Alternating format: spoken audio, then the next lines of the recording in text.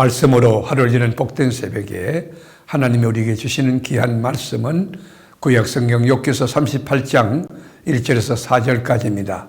온라인으로 동참하는 여러분도 다 함께 성경을 펴시고 같이 말씀 속으로 들어가 보실까요? 그때의 여호와께서 폭풍우 가운데서 욥에게 말씀하여 이르시되 무지한 말로 생각을 어둡게 하는 자가 누구냐? 너는 대장부처럼 허리를 묶고 내가 네게 묻는 것을 대답할지니라.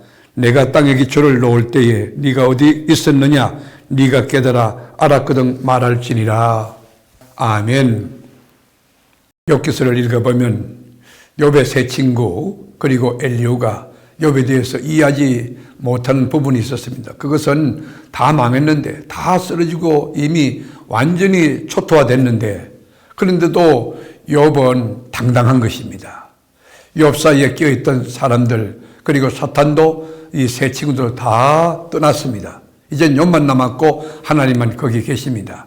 하나님과 1대1로 대면하는 시간이 바로 38장입니다.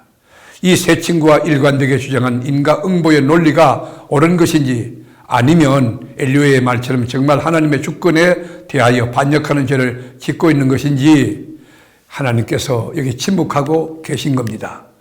의인의 고난을 받는 것이 무슨 이유인가? 악인이 번성하는 것은 또 무슨 이유인가?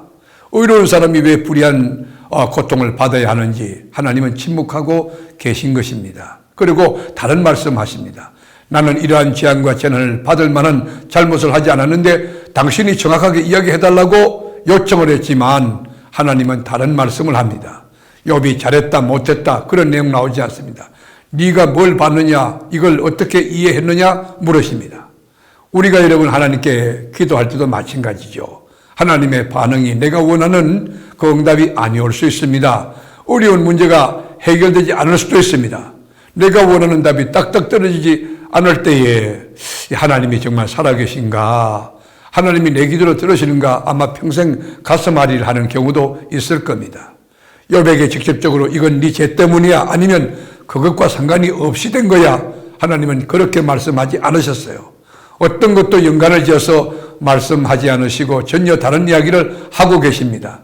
간접적으로 욥을 깨닫게 하고자 하는 하나님의 방법입니다. 그래서 결국은 욥이 스스로 깨닫고 42장에서 회개합니다. 아주 통해자복합니다.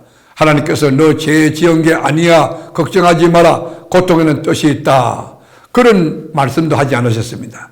그냥 계속해서 리워야단이라고 하는 악어와 같은 것, 자연의 놀라운 것들을 이야기하면서 욥을 하여금 하나님의 절대성, 절대 주권을 깨닫게 해주셨습니다. 그렇습니다. 우리가 무슨 문제가 있든지 간에 하나님의 관점에서, 하나님의 수준에서 보면 문제가 다 해결될 수가 있는 것입니다.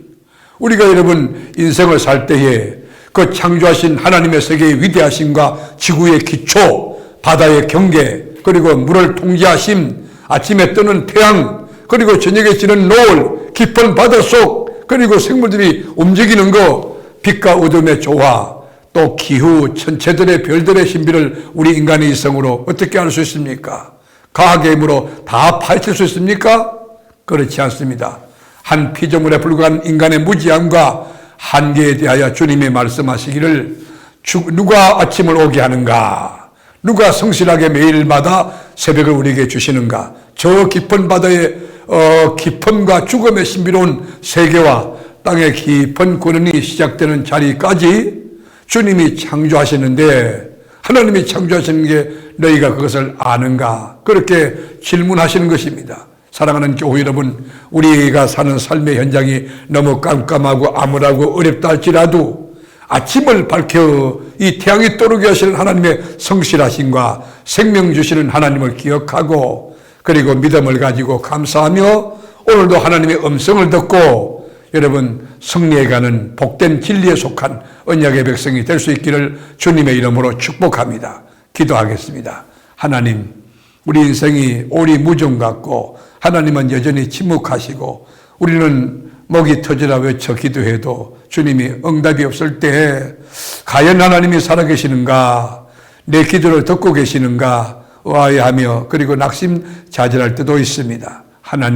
하나님의 위대하심을 그대로 믿고 담대하게 믿음성을 바로 하고, 그리고 또 또 태양이 내일 아침에 떠오르듯이 내 인생에도 태양이 떠오른다, 희망이 솟아오른다, 하나님이 역사한다, 믿음을 가지고 담대하게 주님의 성으로 송축하며 전진박두하는 믿음의 거목이 되게 하옵소서.